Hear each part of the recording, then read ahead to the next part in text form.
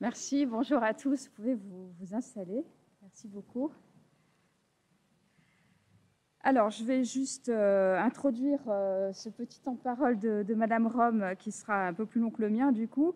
C'est une journée un peu spéciale aujourd'hui puisque nous nous invitons dans le programme des formations statutaires et que c'est en plus pour accueillir Isabelle Rome, qui est la haute fonctionnaire à l'égalité femmes-hommes du ministère de la Justice, à qui je vais donner la parole dans quelques instants.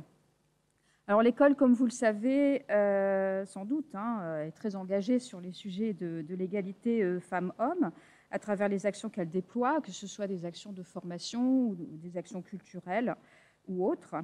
Je crois savoir que vous avez pu suivre lundi, qui était justement le jour, la Journée internationale des droits des femmes, un module très court de sensibilisation à la thématique de l'égalité femmes-hommes.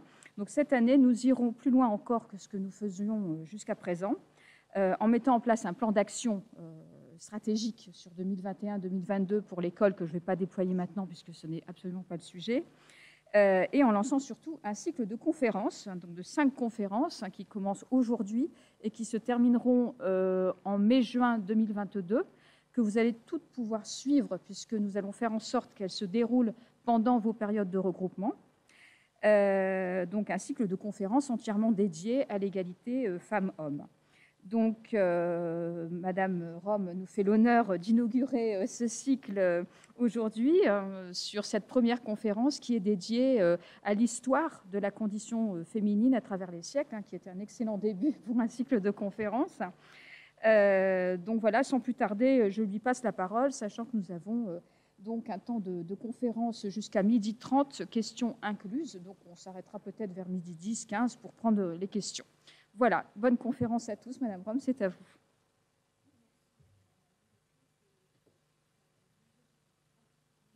C'est bien là, voilà. Merci Madame la directrice et bonjour à toutes et à tous. Et voilà, moi je suis très heureuse d'être là. Et ce n'est pas une formule. J'étais venue ici en 2019, en mai-juin je crois, et je suis vraiment contente de revenir. Voilà, moi ça fait 30 ans, un peu plus de 30 ans que je suis magistrate. Bon, j'ai occupé toutes les fonctions de juge pénal et j'ai notamment présidé des cours d'assises. Et mon premier poste a été juge d'application des peines dans les prisons de Lyon. Et j'allais dire, cette expérience, pour moi, elle a été fondatrice parce que je me suis vraiment rendu compte des dégâts que pouvait causer l'incarcération et surtout de la nécessité d'agir en amont et d'agir auprès des plus jeunes. Et c'est pourquoi j'ai toujours eu aussi une sensibilité et comment dire, dans mon parcours, je me suis toujours aussi impliquée auprès des jeunes, dans les banlieues, etc. Et je suis heureuse d'être là justement parmi vous qui soit avez choisi ou soit qui êtes déjà employés au sein de la protection judiciaire de la jeunesse et qui passaient à une autre fonction. Mais je sais quelle est la force du travail que vous menez et aussi combien notre société ne reconnaît pas toujours à sa juste valeur tout ce travail qui est fait comme ça, en amont, auprès des jeunes, au quotidien, par des gens qui y croient. Et ça, j'avais envie de vous le dire parce que pour moi, c'est important. Et voilà. Et donc maintenant, je vais vous parler de l'égalité entre les femmes et les hommes. Et vous allez voir que c'est assez cohérent aussi d'en arriver là. Donc en fait, un petit peu le titre que je donnerais à cette intervention, ça serait de dire nous sommes passés d'une revendication féministe à un outil de modernisation des institutions et de la société. Je vais vous dire une phrase. L'admission des femmes à l'égalité parfaite serait la marque la plus sûre de la civilisation et elle doublerait les forces intellectuelles du genre humain. C'est une citation. Vous pourriez penser peut-être qu'elle est de l'âme de Gouge, de Georges Sand ou de Simone de Beauvoir, de Françoise Giroud, mais non. Elle a été écrite par un homme, Stendhal, au début du XIXe siècle. Peut-être, sans aucun doute, avait-il saisi les enjeux justement de cette gageure, lui qui parcourait le monde en quête de vérité. Et donc, j'aimerais Il faut faire partager ces enjeux en essayant de vous démontrer comment cette notion d'égalité entre les femmes et les hommes, liée finalement à la conception fondamentale de la République française, liberté, égalité, fraternité, depuis la naissance de cette dernière, passant finalement d'un objet de revendication et de conquête des droits par les femmes pour devenir aujourd'hui un nouvel enjeu dans les nouveaux modes de gouvernance et de gestion des ressources humaines, et plus particulièrement au sein de l'État. Mais bien au-delà de ce concept, ne pourrait-il pas être aussi celui qui nous fera prendre ensemble, hommes et femmes, femmes et hommes, un tournant vers une société, pas seulement au sein des institutions, au sein des structures professionnelles, mais aussi au sein de la société tout entière? Est-ce que ça ne nous permettrait pas d'avoir une société plus équilibrée, plus harmonieuse et moins violente? Donc, à la concrète des droits, donc, je vous propose donc de faire un bref voyage dans le temps, tout en suivant justement cette conquête qui commence finalement assez tard dans l'histoire des siècles. Alors, je vais vous parler quand même juste un mot d'un personnage qui est quand même assez extraordinaire, et qui est Christine de Pisan, qui est peut-être une des premières féministes. Et Christine de Pisan, elle vivait au XVe siècle. Et donc, mais c'est à peu près une des seules figures qu'on peut vraiment repérer avant le XVIIIe et tout le chemin ensuite parcouru pour la République. Et Christine de Pisan, qui avait perdu son mari assez jeune, elle avait décidé de rester veuve avec ses enfants, et c'était à l'époque très mal perçu de ne pas se remarier. Voilà. Et sa vie finalement a été aussi ce combat pour une forme de liberté. Et elle a écrit un livre qui s'appelle La Cité des Dames, qui était inspiré de la République de Platon. Et dans cette cité, donc constituée uniquement de femmes, eh bien, elle a voulu démontrer que les femmes pouvaient faire du bien et pouvaient agir au sein de la société, au sein de la cité, ce qui à l'époque était complètement iconoclaste. Et elle y démontre aussi les mécanismes de discrimination. Et puis, elle parle aussi de cette dichotomie quand même qui a longtemps prévalu, c'est-à-dire de considérer finalement les femmes comme charnelles, c'est-à-dire en insistant beaucoup sur leur corps, et les hommes étant plus rationnels, insistant plus sur la raison des hommes. Et elle a écrit par exemple une phrase qu'on pourrait très bien qui est totalement actuelle encore. « Enfin, vous toutes, mesdames, femmes de grande, de moyenne ou d'humble condition, avant toute chose, restez sur vos gardes et soyez vigilantes pour vous défendre contre les ennemis de votre honneur et de votre vertu. » La vigilance, elle est toujours de mise. On pourra y revenir. Et ensuite, il faut attendre le XVIIe et surtout le XVIIIe pour poindre un peu un discours féministe, et c'est surtout des hommes, évidemment, puisque les femmes parlent un peu la parole, c'est surtout des hommes qui, au début, le portent, et notamment le chevalier Poulain de la Barre, qui était un disciple de Descartes, et qui pense, lui, que l'esprit n'a pas de sexe, que les femmes sont aussi nobles, aussi parfaites, dit-il, et aussi capables que les hommes, et qu'elles doivent recevoir pareille éducation. Il a écrit un livre qui s'appelle « De l'égalité des deux sexes, discours physique et moral », où l'on voit l'importance de se défaire des préjugés. Vous voyez, et là, aujourd'hui, on emploie le terme de stéréotype, lui, il emploie le terme de préjugé, mais finalement, on parle des mêmes choses en 1676 et aujourd'hui, en 2021. Condorcet, qu'on décrit souvent comme le premier grand féministe. Il a écrit de l'admission des femmes au droit de cité. Et lui, j'aime bien cette citation de sa part, parce que vous verrez, je trouve qu'elle est très explicite. Pourquoi des êtres exposés à la grossesse et à des indispositions passagères ne pourraient-ils exercer des droits dont on n'a jamais imaginé de priver les gens qui ont la goutte tous les hivers et qui s'enrhument aisément? Je trouve qu'elle est très, très belle, cette citation. Et donc arrive la Révolution française en 1789. Donc les femmes ont participé au cahier de doléances, etc.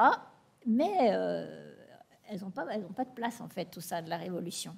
Et donc, dans le préambule de la Déclaration des droits de l'homme et du citoyen, donc les représentants du peuple, donc réunis constitués en Assemblée nationale, donc en 1789, donc considèrent que l'ignorance, l'oubli ou le mépris des droits de l'homme sont cause des malheurs publics et de la corruption des gouvernements. Donc ils adoptent cette déclaration solennelle en déclarant des droits naturels, inaliénables et sacrés de l'homme, afin que chacun se rappelle sans cesse ses droits et ses devoirs. Cette déclaration, elle est faite par des hommes, pour des hommes. Elle est composée de 17 articles.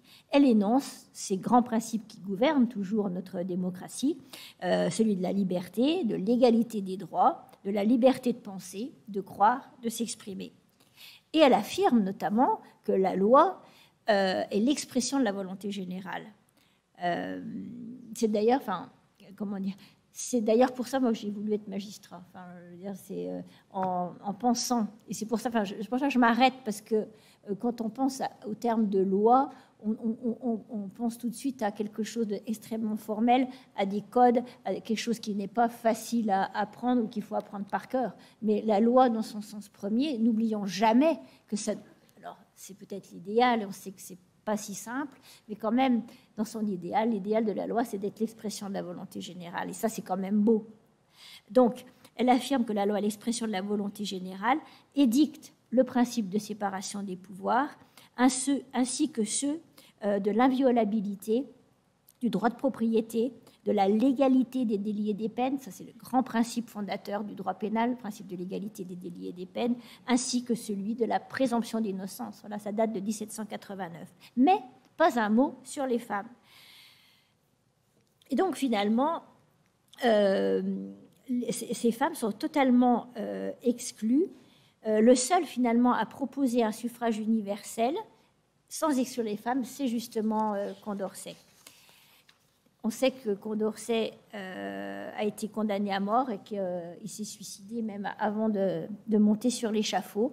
Et on a une femme, donc en 1791, Olympe de Gouges, donc, qui était une intellectuelle, comédienne, qui a aussi beaucoup écrit des textes aussi contre le racisme, qui s'adresse alors à Marie-Antoinette en 1791, et qui lui dédicace donc un texte particulièrement audacieux, donc cette fameuse déclaration des droits de la femme et de la citoyenne. Et d'ailleurs, quand on va à la conciergerie, puisqu'il est à côté du palais de justice de l'île de la Cité, c'est très émouvant, parce qu'en fait, on a les deux cellules, celle où a été emprisonnée Olympe de Gouges, avant d'être aussi guillotinée, et celle où a été enfermée Marie-Antoinette. Et enfin, voilà, ça fait toujours réfléchir sur le sens de l'histoire et des destins des femmes. Et donc, Olympe de Gouges, dans cette déclaration, elle reprend l'ensemble des préceptes de la Déclaration des droits de l'homme et des citoyens et, en fait, précise à peu près dans chacun des articles que ceux-ci sont applicables aux femmes. Par exemple, on peut citer l'article 1er, la femme naît libre et demeure égale à l'homme en droit. Les distinctions sociales ne peuvent être fondées que sur l'utilité commune. L'article 6, la loi doit être l'expression de la volonté générale. Toutes les citoyennes et citoyens doivent concourir personnellement ou par leurs représentants à sa formation. Et le fameux article 10, qui est souvent cité, nul ne doit être inquiété pour ses opinions, même fondamentales. La femme a le droit de monter sur l'échafaud. Elle doit avoir également celui de monter à la tribune, pourvu que ces manifestations ne troublent pas l'ordre public établi par la loi. Elle énonce aussi en son article 12 que la garantie des droits de la femme et de la citoyenne nécessite une utilité majeure. Donc vous voyez, ça date de 1791 et on va voir, je vais vous faire un petit voyage jusque-là, mais on va voir qu'il faudra attendre 1944 pour que le droit de vote soit reconnu aux femmes. Et là, on est en 1791. Et donc, comme je vous le disais, Olympe de Gouges fut guillotinée donc en 1793. Apparemment, d'après ce que raconte l'histoire, pas forcément par rapport à ce texte, enfin, par rapport à son engagement pour l'égalité entre les femmes et les hommes, mais de la même façon que Condorcet, parce que tous les deux, finalement, rejetaient ce régime de la terreur. Et d'ailleurs, donc, Olympe est guillotinée en 1793, et dans le même temps, la Convention interdit par décret tous les clubs politiques de femmes qui ont pu se monter justement pendant la Révolution ou juste après. Il y en avait un qui s'appelait par exemple la Société patriotique et de bienfaisance des amis IES de la vérité. Donc interdiction de ces clubs de femmes en 1793. Et ensuite, au cours du 19e siècle, eh bien, en fait, les premiers mouvements pour l'émancipation des femmes, pour l'égalité entre les femmes et les hommes, sont très imbriqués aux luttes sociales. C'est-à-dire, il y a la Commune de Paris, il y a différents mouvements socialistes, etc. Et en fait, on se rend compte que c'est souvent lié. On peut parler, par exemple, de Flora Tristan, au début du 19e, qui avait déjà imaginé des lieux qui puissent accueillir des femmes seules, démunies, etc. Et puis ensuite, un peu plus tard, on peut avoir Louise Michel, donc, qui est une grande figure aussi de la Commune et qui a aussi, on peut dire, qui est une suffragette. J'aime pas trop ce terme de suffragette. Enfin bon, c'est un terme qui est dans l'histoire, donc on va pas tout changer. Et on sait qu'on va pas rouvrir les débats. Actuellement, en plus, ça ne se fait pas du tout de faire ça. Mais bon, ça n'empêche pas qu'on puisse ne pas trop aimer ce terme. Et puis aussi, par exemple, une femme comme Séverine, qui était une disciple de Jules Vallès, et qui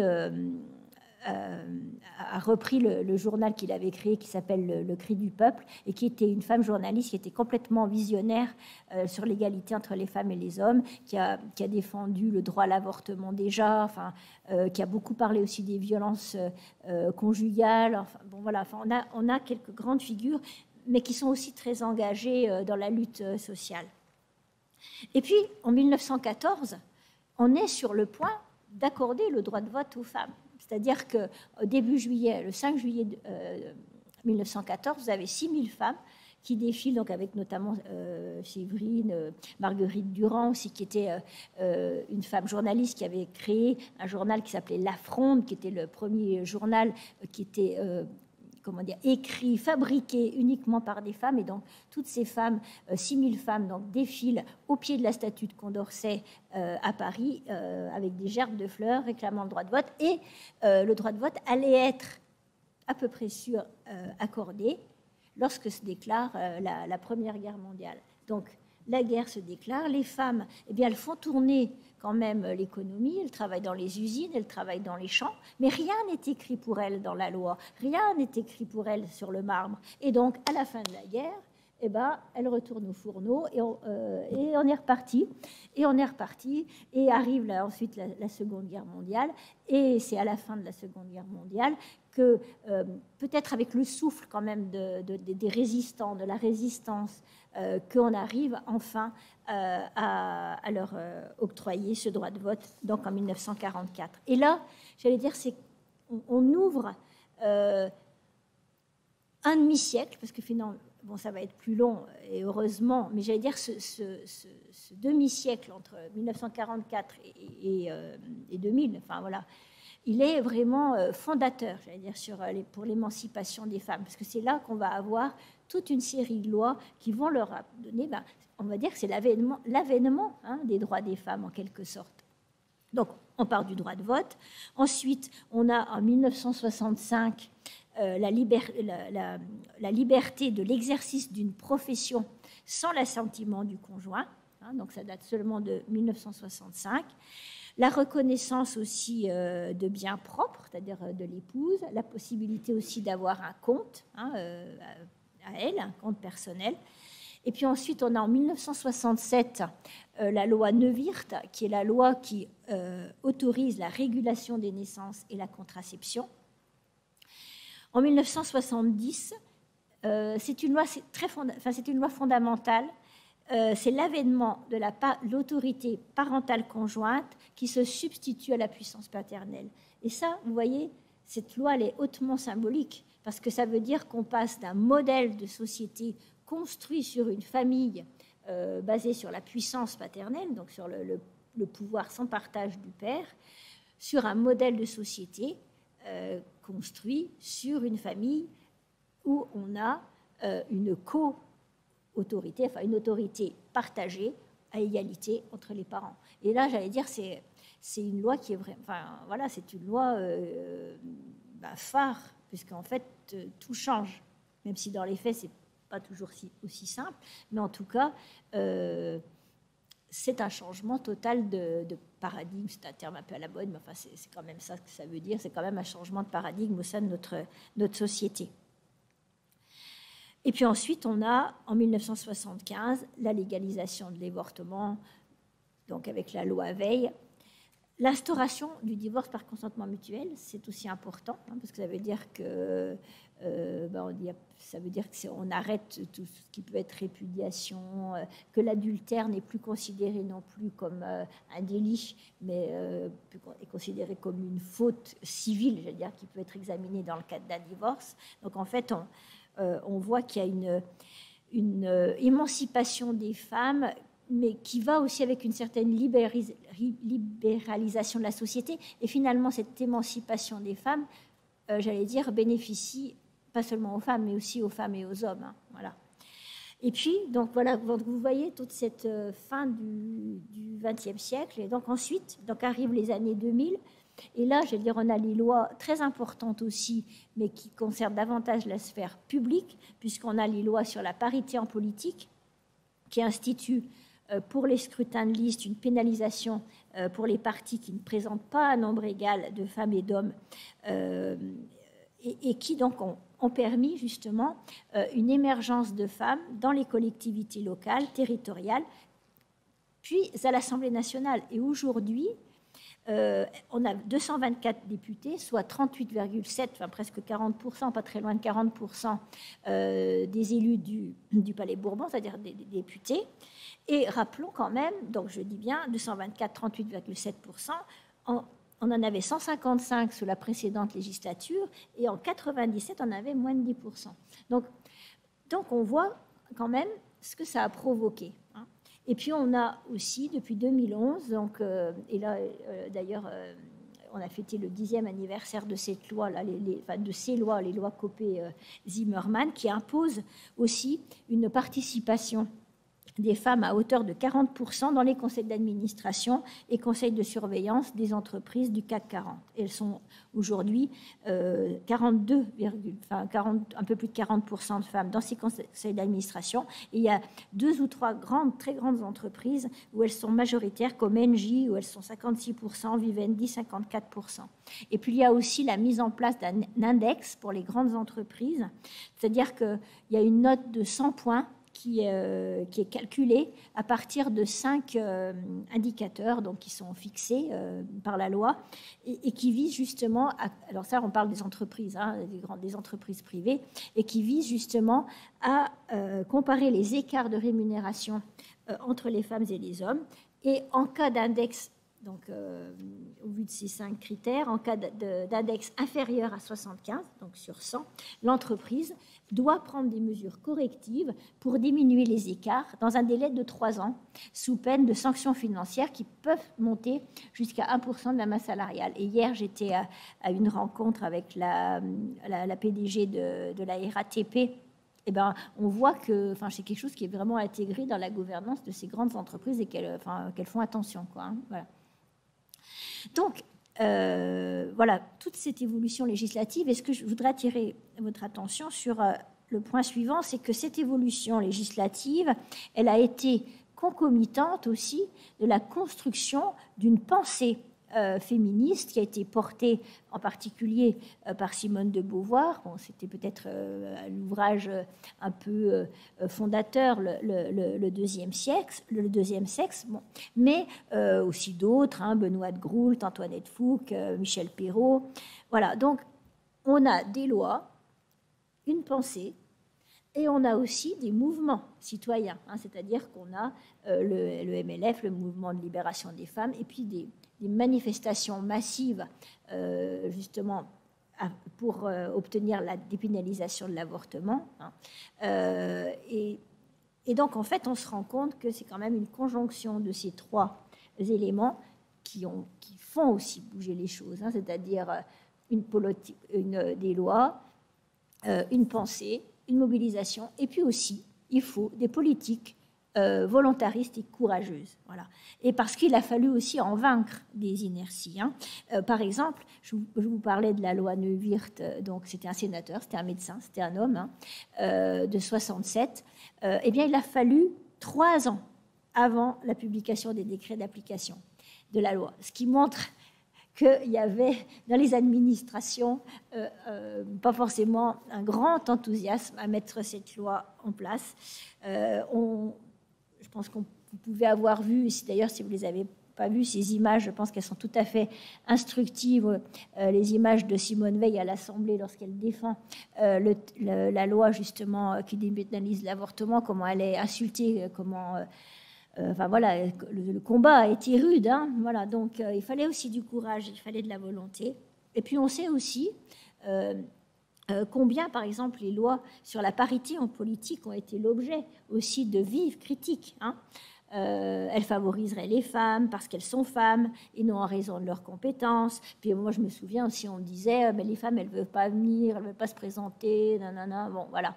Et finalement... eh bien, finalement, la réalité démontre quand même que, au contraire, enfin, en tout cas, moi, c'est l'analyse que j'en fais, mais je veux dire, il y a quand même des résultats objectifs, hein, que de telles mesures ont permis à de nombreuses femmes d'accéder à des responsabilités sur le plan local, au sein de collectivités territoriales, qu'elles ont réussi finalement leur mission et ont pu être ainsi élues comme tête de liste aux élections suivantes ou comme parlementaires. Donc, les lois volontaristes sur la parité ne permettraient-elles donc pas seulement de mettre en œuvre, finalement, une résorption des déficits existants à l'égard des femmes, plutôt, enfin, en tout cas, je préfère le voir comme ça, de dire on résorbe du déficit, plutôt que de corriger une discrimination, plutôt que de provoquer, j'allais dire, une discrimination en faveur des femmes, contrairement à ce qui leur est parfois reproché. Voilà. Pour moi, il ne s'agit pas de lutter contre la discrimination quand on parle de la moitié de l'humanité. Hein, voilà. Et donc, c'est effectivement l'égalité que de tels textes tentent à instaurer et non un renforcement des droits des femmes, objectif finalement qui serait contraire à leur propre volonté émancipatrice et pourrait même être perçu comme un révélateur de leur incapacité à s'affirmer sans la béquille de la loi. La loi apparaît ainsi nécessaire à la reconnaissance des droits des femmes, dans un souci d'égalité, sans favoritisme, sans victimisation des femmes. Et la parité, loin d'être une fin en soi, semble donc, cependant, représenter une sorte de marchepied vers l'égalité. On pourrait parler par exemple de l'Islande, qui est un pays qui a été particulièrement volontariste sur l'égalité entre les femmes et les hommes et qui a promulgué une loi, il fallait oser le faire, votée par 80% des députés en 2018, qui impose l'égalité salariale à travail égal, salaire égal, et qui prévoit une amende de 400 € par jour en cas de non-respect de celle-ci. Et je reprends les termes d'un député islandais. Il dit « L'histoire a montré que si nous voulons le progrès, il faut l'imposer ». Bon, ça ferait un beau sujet de dissertation de philo au bac. Mais bon, ça, en tout cas, ça permet de réfléchir et surtout, ça permet de montrer que la loi ne fait pas tout, bien sûr, et je l'ai dit, mais qu'elle permet, enfin la loi ou des dispositions, disons, spécifiques ne font pas tout, mais qu'à un moment donné, elles permettent de booster les choses, et quand les mentalités n'avancent pas vraiment assez vite, eh bien, ça permet aussi de donner un coup d'accélérateur. Donc, si les débats et les interrogations, justement, existent au moment du vote des lois sur la parité, leur application in concreto ne permet-elle pas les confrontant, puis en les ancrant dans une réalité quotidienne, d'en incarner et d'en dépassionner finalement le contenu. Parce que bon, ça fait débat, et puis après finalement, eh ben, ça rentre dans les mœurs et ça rentre dans les pratiques. Un constat de même ordre peut être dressé aujourd'hui, me semble-t-il, s'agissant du concept même d'égalité femmes-hommes, qui tend à devenir, dans les démocraties porteuses de progrès, n'oublions pas de préciser ça quand même, voilà, un outil de modernisation des institutions et de la société. Alors, en France, cette égalité femmes-hommes a été déclarée grande cause du quinquennat par le chef de l'État donc en 2017, et elle fait l'objet d'un plan gouvernemental qui comporte des objectifs et un suivi interministériel. Et il y a aussi tout un aspect de ce travail qui concerne aussi la lutte contre les violences faites aux femmes, les violences au sein du couple. J'ai piloté pendant le Grenelle des violences conjugales le groupe de travail du ministère de la Justice qui a proposé un certain nombre de mesures et qui a donné lieu à l'élaboration de 2 lois, au vote de 2 lois, à l'évolution aussi d'un certain nombre de pratiques. J'y reviendrai un petit peu, mais voilà, n'oublions pas non plus que les violences sont aussi un obstacle à l'égalité. Donc, je reprends donc un peu les différents axes de ce plan et les objectifs. Alors, l'un de ces objectifs est l'équilibre dans les nominations. Donc, dans la fonction publique, la loi impose un quantum de 40% de personnes du même sexe dans les primo-nominations au poste de cadre dirigeant de l'État. Et une pénalité est prononcée à l'encontre de tout ministère qui ne la respecterait pas. Ça a été le cas du ministère de la Justice en 2016. Ce ne le fut plus au cours des années suivantes. Et en 2019, on a un taux qui est de 41%. Il faut aussi agir sur les ressorts de ces facteurs d'inégalité, car il ne faut pas oublier que les inégalités entre les sexes persistent au sein de la société en général, comme dans le cadre professionnel. Et rappelons par exemple que les femmes sont les premières victimes de la pauvreté, représentant plus de 56% des personnes accueillies dans des structures d'aide sociale. 88% d'entre elles ont des enfants à charge. Leur vulnérabilité est considérée par les travailleurs sociaux comme plus grave que celle des hommes connaissant une situation similaire. Il est également constaté que les travailleurs pauvres sont surtout des travailleuses pauvres aux ressources régulières mais très faibles, soit environ 600 € par mois. Sur le plan professionnel, on note très souvent ce qu'on appelle l'existence d'un plafond de verre. Cette expression donc, est apparue dans les années 70 pour désigner l'ensemble des obstacles que rencontrent les femmes pour accéder à des postes élevés dans les hiérarchies professionnelles. Comme si finalement donc, un plafond invisible empêchait les femmes de gravir les échelons. Et ce phénomène se traduit notamment par une plus faible représentation des femmes dans les postes de responsabilité. Il n'y a en France aujourd'hui, alors ça change un peu parce que parfois il y a des intérims, mais à ma connaissance, il n'y a aujourd'hui en France qu'une seule patronne d'une entreprise du CAC 40, justement. Et dans presque tous les secteurs, on fait le même constat. La carrière des femmes piétine à partir de 35 ans. Dans certains métiers, c'est un peu plus tard. Je vous parlerai tout à l'heure du baromètre là, que j'ai publié de nouveau là, le 8 mars 2021. La magistrature, par exemple, c'est un peu plus tard, c'est plutôt vers 44 ans. Voilà. Mais voilà, c'est, disons, peut-être vers une petite quarantaine. On pourra, d'ailleurs, c'est intéressant de bien examiner cet âge-là et de voir à quoi il correspond aussi à quelle situation aussi il correspond dans la vie des personnes. Voilà. Têtues sont aussi les inégalités salariales. Hein. Les femmes représentent 25% des cadres dans le secteur privé et semi-public, mais leur salaire est inférieur de 26% de celui de leurs homologues masculins. En moyenne, dans le privé, les femmes gagnent 19% de moins que les hommes, pour 11 à 13% dans la fonction publique et sur une période réduite. Alors, c'est difficile de parler d'inégalité salariale dans la fonction publique, puisque normalement, à poste égal, on a salaire égal. Et donc, c'est pour ça, et je reviendrai tout à l'heure sur l'accord sur l'égalité professionnelle, justement, qui a été signé au sein du ministère de la Justice. Mais dans le cadre de cet accord, justement, est prévue une étude de cohorte. Parce qu'en fait, pour se rendre compte finalement du déroulement de carrière des femmes et des hommes et des différences qu'il peut y avoir, y compris donc en termes salariaux dans notre ministère, il faut avoir un aperçu sur la durée et un aperçu sur le déroulement de carrière. Voilà. Et donc là, il y a une étude qui va être diligentée donc en lien avec la DGAFP, justement sur les études de cohorte, qui va nous permettre à la fois de pointer donc les différences éventuelles, puis aussi surtout de les analyser et de voir où ça coince, voilà, si ça coince.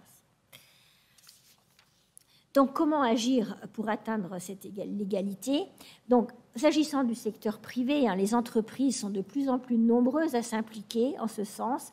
Certaines d'entre elles, comme Sodexo ou L'Oréal, développent une politique particulièrement volontariste en matière de féminisation de leurs instances, qu'elles soient de leurs instances dirigeantes ou de mixité.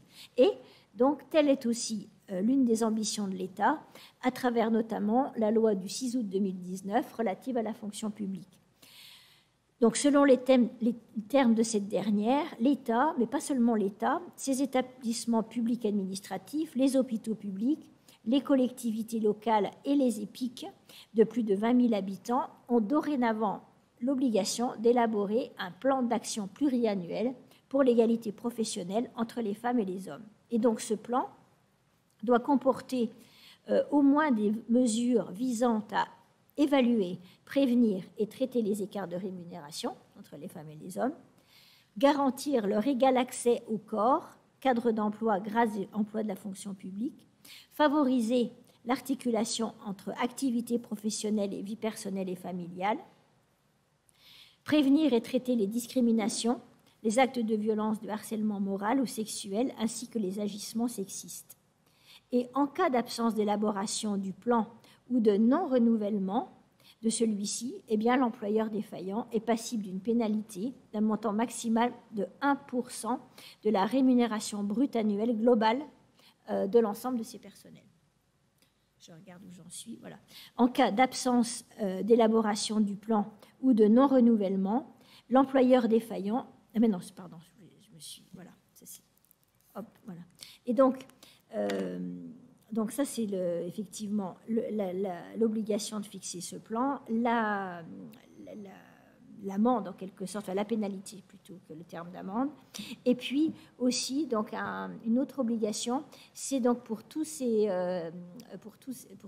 structures l'obligation d'instaurer un dispositif de recueil de signalement des agents qui s'estiment victimes d'un acte de violence, de discrimination, de harcèlement moral ou sexuel ou d'agissement sexiste.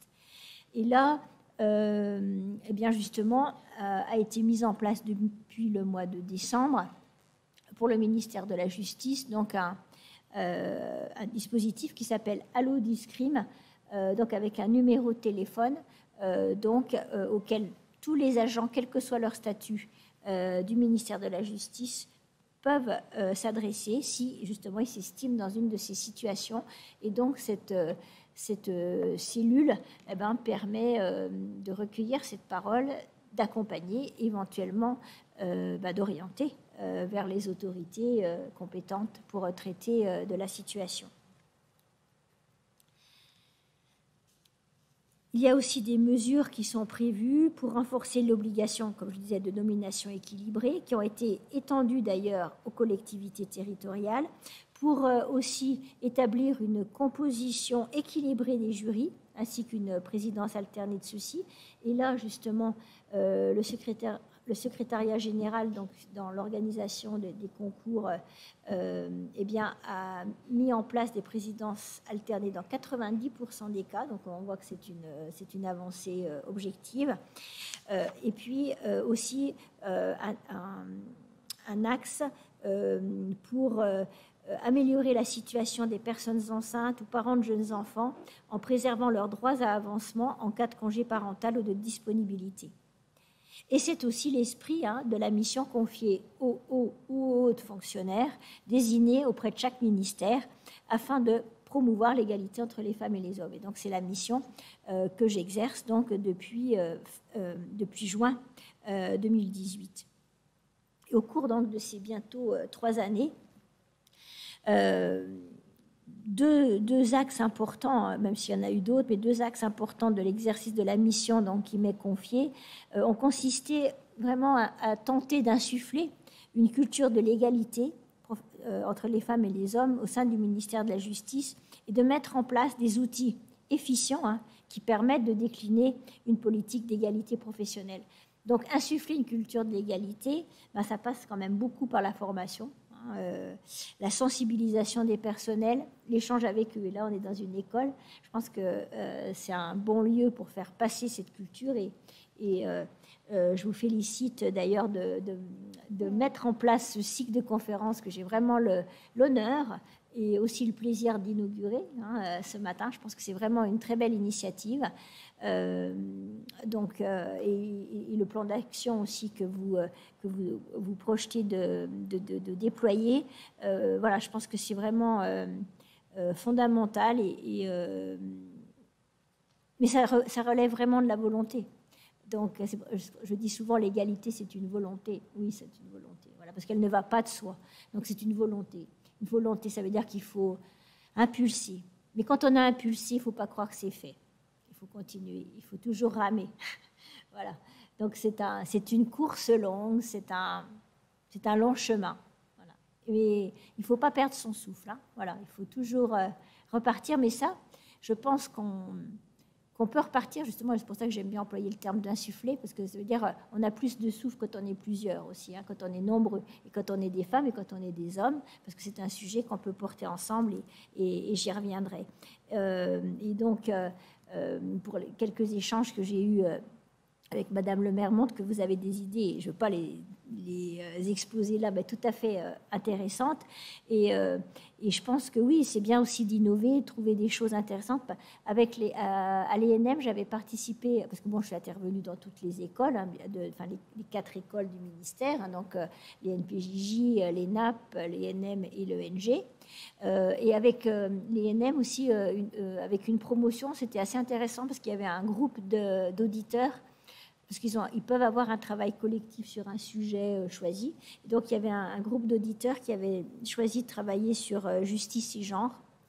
Et donc, en fait, je les ai accompagnés un peu pendant toute leur année. Donc, en fait, ils ont fait plein de choses. Alors, à la fois, ils ont fait des recherches, j'allais dire, un peu intellectuelles, universitaires. Ils ont interrogé des gens dans la rue. Tout ça. Ils ont fait, ils ont fait après une restitution en amphi. Et ils ont même, parce que cette année-là, j'avais organisé à la Cour de cassation un colloque qui s'appelait Femmes, droit et justice, et je les ai invités à en faire restitution. Et c'est vrai que pour eux, c'était un moment important que de pouvoir restituer leur travail au sein de la Cour de cassation. Donc, en fait, vraiment, je pense que voilà, les idées sont aussi toujours les bienvenues. Et puis, je disais bien sûr donc, les formations, les écoles, les sensibilisations, parce que bon, formation, c'est vrai que ça veut dire qu'on est quand même dans un cadre assez précis. La sensibilisation, organiser des débats, ça, c'est léger et ça permet aussi de faire passer des messages forts. Et puis aussi parce que l'égalité entre les femmes et les hommes ne se construit pas seulement place Vendôme, ni même au millénaire. Voilà, cette sensibilisation doit aussi se développer à tous les niveaux et sur tous les territoires.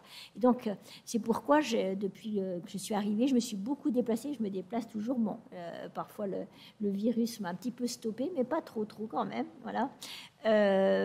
Donc c'est pour ça que j'ai décidé aussi de me déplacer beaucoup, d'aller à la rencontre des personnels, un peu dans toutes les directions, que ce soit dans dans les cours, les tribunaux, dans des services de la PJJ. Je suis allée aussi dans des CEF, par exemple, dans les services aussi de milieu ouvert, dans des établissements pénitentiaires, enfin bon, un peu partout, pour rencontrer des personnels, à la fois pour présenter ce que je faisais, mais aussi entendre leurs préoccupations et leurs suggestions aussi éventuelles. Et c'est comme ça que se construit peut-être aussi cette politique de l'égalité. Dans un souci aussi d'interactivité à l'échelon ministériel, j'ai constitué un comité égalité femmes-hommes au sein de l'administration centrale avec un référent. Ça, c'était donc bien au tout début, donc c'était avant la nomination, bien sûr, de tous les référents là, sur laquelle je reviendrai, avec un référent représentant chaque direction et qui donc un peu me facilite aussi le travail avec chacune des directions. Et puis ce comité, c'est vraiment un comité de réflexion, de suivi, de production. Le premier baromètre, on l'a fait ensemble. Le texte d'engagement pour une parole non sexiste sur lequel je reviendrai, on l'a fait ensemble. Le PowerPoint, bon, malheureusement, qui n'a pas été trop utilisé sur les petits déjeuners de l'égalité parce qu'il est sorti le 8 mars 2020, soit quelques jours avant le confinement, donc c'était un peu moyen. Mais bon, voilà, ça a été élaboré avec eux.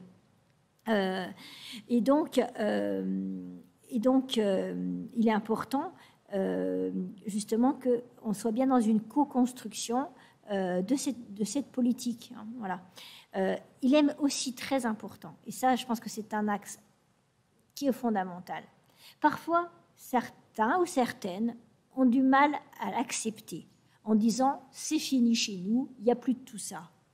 Mais quand même, une parole non sexiste doit aussi être un principe, doit être un réflexe, une règle de conduite portée par toutes et tous au plus haut niveau. Et j'insiste bien sur cette notion du au plus haut niveau et sur l'exemplarité. C'est-à-dire que les responsables, directrices, directeurs, chefs de service doivent, à mon avis, avoir ce souci de l'exemplarité du comportement sans rien laisser passer, sans rien consommer et eux-mêmes en ayant ce comportement exemplaire.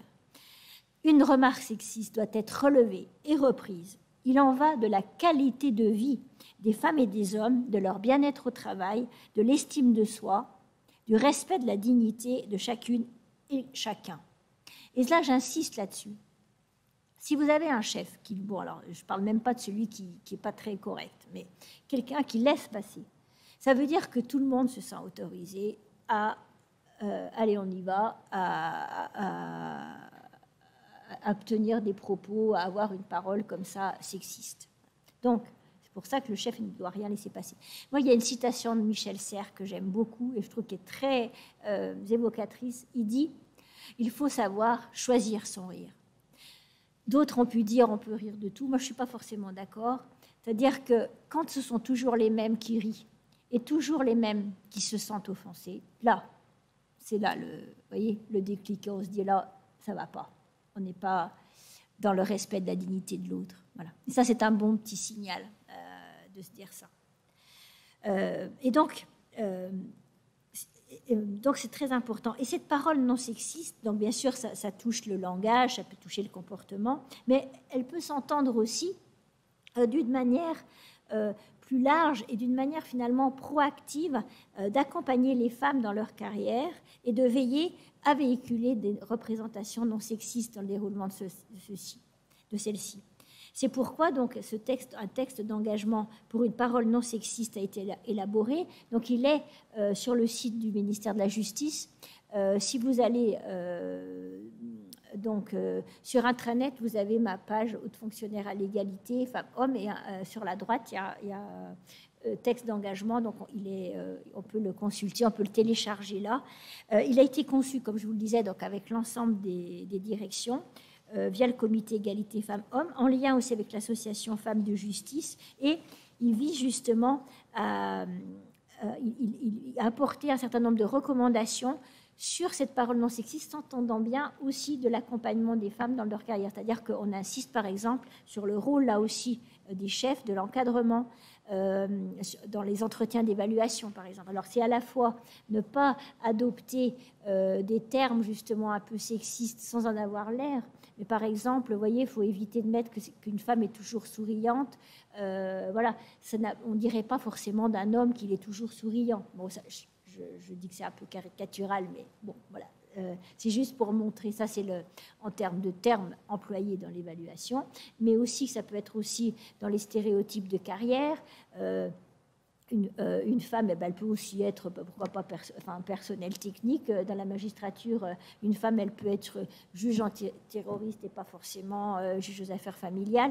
Donc, éviter d'avoir justement un peu des schémas tout faits dans le déroulé des carrières des femmes et des hommes. Et puis aussi, peut-être donner un peu confiance aux femmes, parce qu'on sait, mais ça peut faire l'objet encore d'une autre conférence, que les femmes souvent ressentent un sentiment un peu d'autocensure ou ne se sentent pas légitimes pour tel ou tel poste et qu'elles n'osent pas postuler. Voilà. Et donc c'est important pour un poste plus élevé. Et donc c'est important qu'il y ait un chef, qu'il y ait un encadrant qui leur dise mais si ce poste vous pouvez l'avoir, vous pouvez postuler, vous en êtes capable, etc. Et ça c'est très important et d'encourager. Voilà. Donc c'est pourquoi vous voyez cette parole non sexiste, elle est vraiment très large. Et puis, cette culture de l'égalité, maintenant, elle va être aussi portée par les référents égalité. Donc, c'est Madame Le Maire qui est référente égalité pour le NPJJ. Mais donc, elle va être portée par des référents donc, qui ont été désignés dans chacune des directions interrégionales, donc PJJ, pénitentiaire, DIREG, cour d'appel. Je crois que j'ai tout dit, non? Oui, voilà, c'est ça. Et pénitentiaire, oui, j'ai dit, voilà. Et donc, qui vont aussi porter ce message. Donc, en fait, ils ont été réunis le 8 mars, donc en visio, malheureusement, donc, par le garde des Sceaux. Donc, un premier échange a eu lieu. Et moi, c'est vrai que j'envisage de refaire peut-être une visio au mois de mai, justement, pour continuer à agir ensemble et puis d'être dans un constant échange. Hein, voilà. Donc ça, je pense que ça va beaucoup aider aussi à transmettre cette culture de l'égalité vraiment sur le terrain. Et puis, je vous invite aussi à regarder ma page régulièrement, parce que je mets beaucoup de publications sur Internet, justement sur toute mon activité, parce que je considère aussi que c'est une obligation de transparence. Voilà, donc vous pouvez aussi voir un certain nombre de choses. Mettre en place aussi les outils, bien sûr, efficients, permettant de décliner une politique d'égalité professionnelle. Et donc, pour bien agir, il faut bien voir. Et donc, c'est pourquoi, dès le mois de mars 2019, donc, j'ai publié le premier baromètre de l'égalité femmes-hommes. Et là, vient de sortir le deuxième baromètre. Alors, normalement, il a été mis en ligne hier, mais moi, je ne suis pas arrivée. Donc, j'ai interpellé la DICOM ce matin dans le train. Je ne sais pas si ça a été fait depuis. En fait, quand on va sur le portail du ministère, on le voit, mais le lien ne marchait pas. Enfin bon, ça va être réglé. Normalement, il est mis en ligne là. Si on va sur le portail justice.gouv, il est mis en ligne. Voilà. Et donc, ce deuxième baromètre, en fait, c'est pareil, c'est aussi une volonté de transparence, sans rien cacher. Hein, voilà. Et c'est comme une étude, finalement, axée sur l'accès des femmes et des hommes aux postes de hiérarchie au sein de chacune des directions. Et donc, chacun, finalement, chacun, au sein de son service, peut s'emparer, s'approprier cet outil, chercher les données qui l'intéressent. Et en fait, il ne s'agit pas de faire un bilan complètement exhaustif, mais de montrer aussi où on voit qu'il y a des choses qui achoppent encore, et justement pour en tirer des enseignements et d'agir en conséquence. Alors, juste, s'agissant de la protection judiciaire, par exemple, je vous donne juste quelques petites données de ce dernier baromètre. Vous pourrez les voir de manière détaillée, mais juste pour dire qu'aujourd'hui, donc c'était les données de 2020, début 2020, donc la PJJ comprend une majorité de femmes, 63%.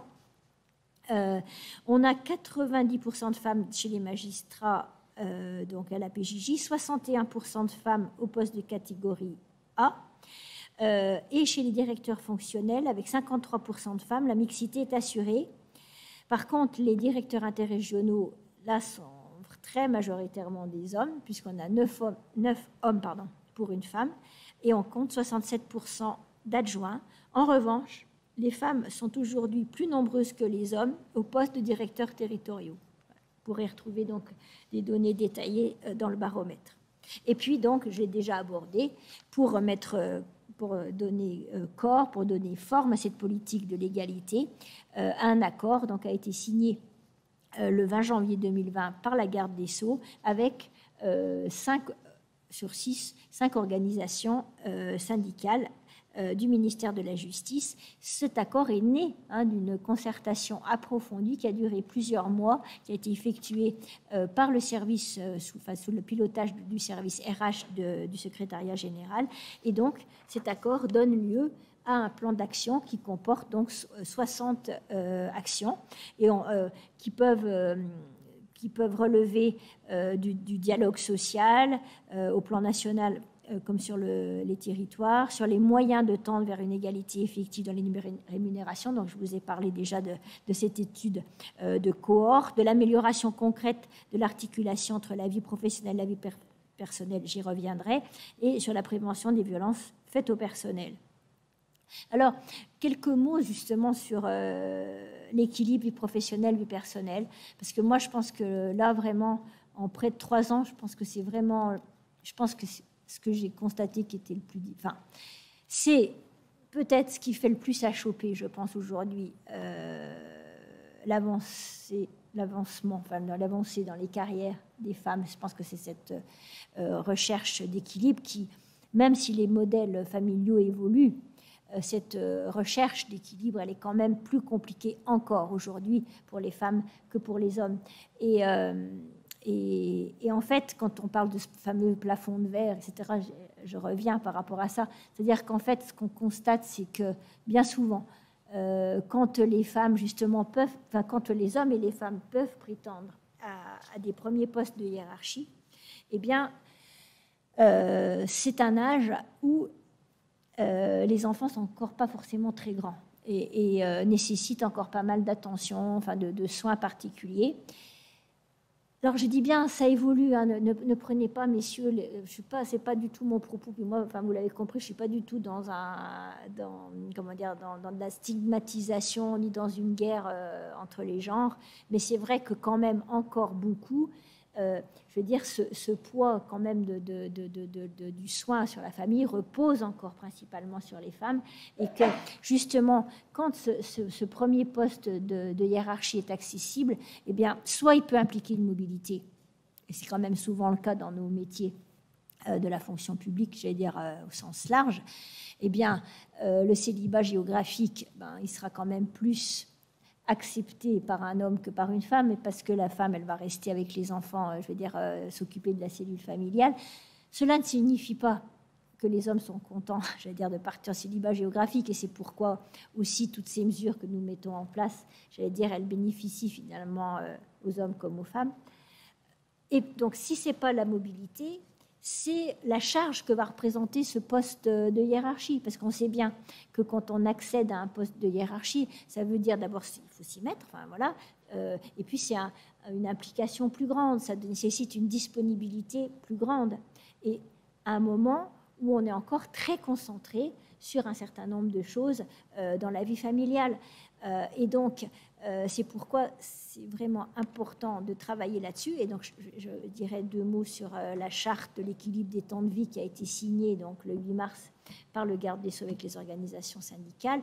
Et je pense aussi que c'est important de réfléchir, mais ça c'est plus au niveau du ministère, mais je pense que les choses avancent, mais voilà, il faut que ça bouge, voilà, au déroulement de carrière et justement au fait que quand on ne prend pas forcément ce poste-là à 38 ans, par exemple, il ne faut pas qu'on perde complètement, qu'on rate complètement les wagons. Parce qu'en fait, ce qui se passe, c'est qu'après, quand vous avez 45, 47 ans, que justement les enfants sont plus grands et que vous pouvez vous remettre dans dans la course, entre guillemets, à des postes de hiérarchie, là, on vous dit, oui, mais tu n'as pas été ci, tu n'as pas été ça, tu n'as pas été ça avant. Voilà.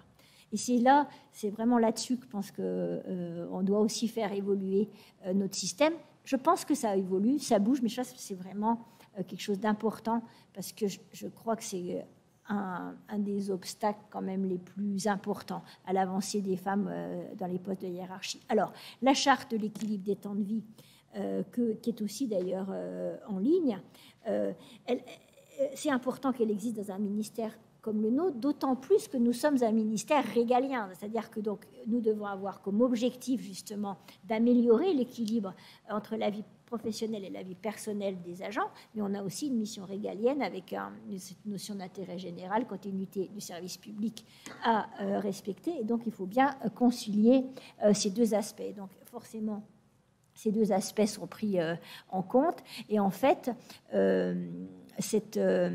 cette charte, elle comporte 8 engagements que vous pouvez retrouver, je ne vais pas tout détailler, mais ça peut être des choses très concrètes et qui paraissent très basiques, comme le fait de ne pas organiser des réunions à partir d'une certaine heure le soir, le fait de limiter l'usage de la messagerie aussi à certaines heures, du bon usage aussi de l'outil informatique. Ça peut être aussi des choses qui paraissent un peu basiques, mais ça fait mieux de le dire.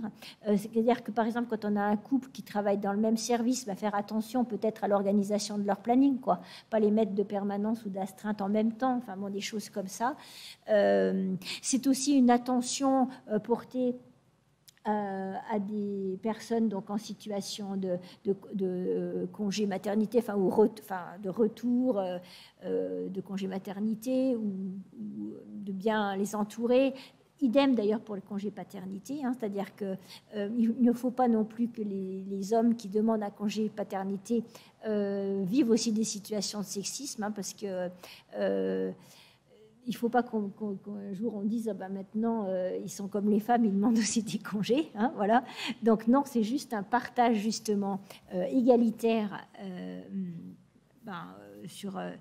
pour des tâches et d'implication aussi finalement partagée auprès des enfants. Donc cette charte, il va falloir la faire vivre et elle peut certes paraître symbolique, mais c'est un symbole fort, parce que ça veut dire quand même qu'on accepte, je veux dire, dans un ministère comme le nôtre, de prendre en compte l'équilibre personnel des agents. Et ça, c'est quand même une avancée importante. Mais après, il faudra que tout ça s'incarne bien dans l'application de cette charte.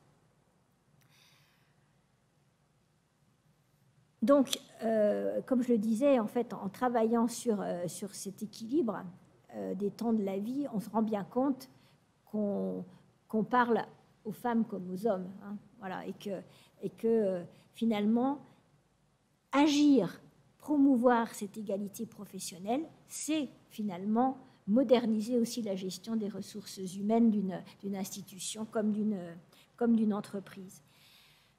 Et donc, parce qu'en fait, on se rend compte qu'on ouvre de nombreux tiroirs à partir desquels, justement, on peut construire des changements organisationnels profonds, susciter des avancées législatives notables, laissant entrevoir pour chacune et chacun d'entre nous une amélioration de son quotidien comme de son avenir professionnel.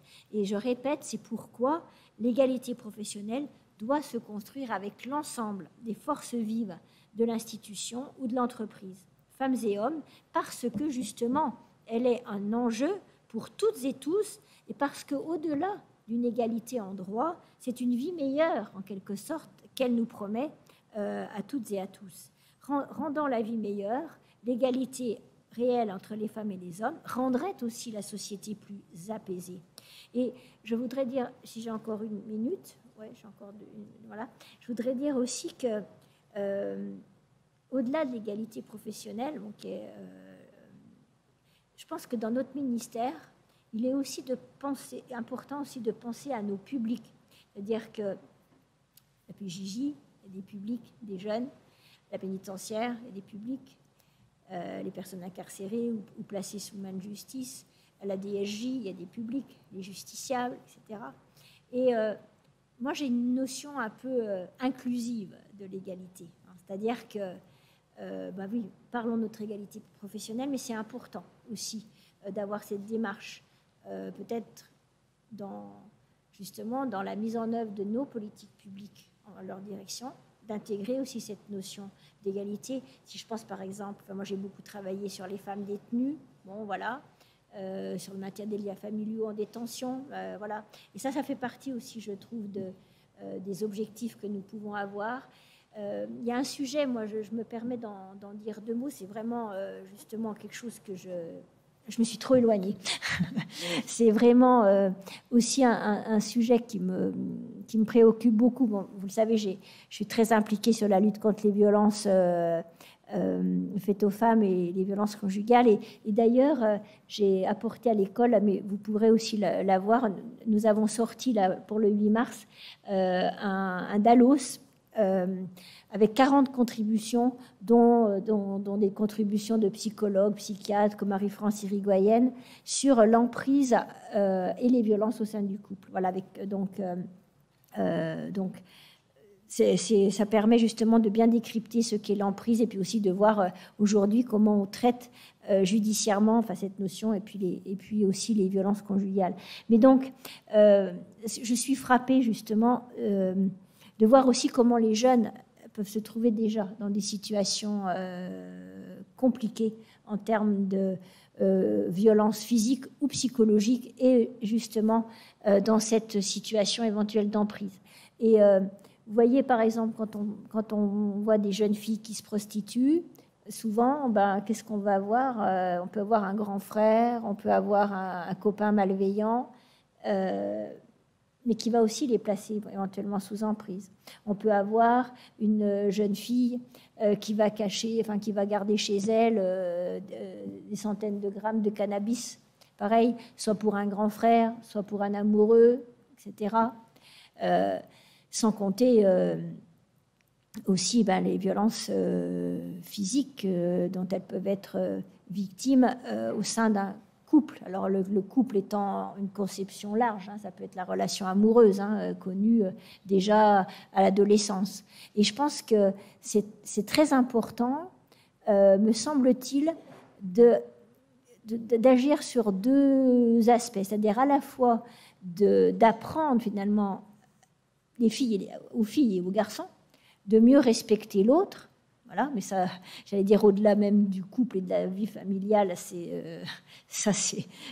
aussi votre boulot, je veux dire, au sein de la société. Mais c'est aussi de détecter justement des situations dans lesquelles ils peuvent être en difficulté. Et je pense que, notamment par rapport à cette situation d'emprise, d'aider, par exemple, une fille ou un garçon, parce que ça peut être aussi des jeunes garçons, à voir s'ils ne sont pas dans une telle situation par rapport à un autre, par rapport à une autre, et peut-être aussi de leur faire passer des messages. Tout à l'heure, j'en parlais avec Madame le maire, par exemple, et surtout pour des jeunes qui parfois ont eu des carences affectives. Parce que par exemple, quand on lui dit t'es où 10 fois par jour, t'es où, qui veut voir les SMS, ça peut être aussi une hyper-jalousie. Dans un premier temps, pour quelqu'un qui a souffert de carence, ça peut être valorisant. Tiens, au moins, je compte pour celui-là ou je compte pour celle-là, j'existe. Et donc, c'est très piégeant. Et donc, c'est pour ça que je pense qu'il faut peut-être alerter sur un certain nombre de comportements. Par exemple, il y a quelque chose qui est bien fait, c'est le violentomètre aussi qui a été fait en Seine-Saint-Denis par l'Observatoire des violences faites aux femmes de Seine-Saint-Denis. C'est un petit truc, c'est comme un violentomètre, ça se présente un peu comme un double décimètre, ça, en mettant justement plein de petites choses comme ça. Moi, je vous dis, par exemple, les SMS, tout ça, en mettant des choses très concrètes. Voilà. On voit aussi, par exemple, l'isolement. C'est-à-dire que, est-ce qu'il t'empêche d'aller voir tes copines? Est-ce qu'il t'empêche de te mettre un petit peu de mascara? Voilà, il y a plein de choses qui peuvent paraître anodines. Et puis, quand on en ajoute 2 ou 3, ça commence à être un peu problématique. Voilà. Et donc, voilà, moi, j'avais envie aussi de vous dire ça, parce que voilà, ça fait aussi partie je trouve, de de cette exigence que nous devons avoir dans l'exercice de nos missions. Donc, je pense que j'ai à peu près fait le tour. Et je pense que vous avez compris que cette vision de l'égalité entre les femmes et les hommes, elle est justement inclusive, participative, et qu'elle ne se situe pas du tout dans une conception de guerre justement entre les sexes, mais vraiment justement une construction, un tournant à prendre ensemble, avec une détermination conjointe, j'allais presque dire fraternellement. On a parlé de liberté, on a parlé d'égalité, on peut aussi parler de fraternité, on l'oublie un peu parfois ce terme. Et je dirais, afin qu'un jour, l'on puisse peut-être, au mot de Simone de Beauvoir qui disait « se vouloir libre, c'est aussi vouloir les autres libres », eh bien peut-être qu'on pourrait ajouter ces termes-là, et se vouloir fraternel, c'est aussi vouloir l'autre comme son égal. Voilà.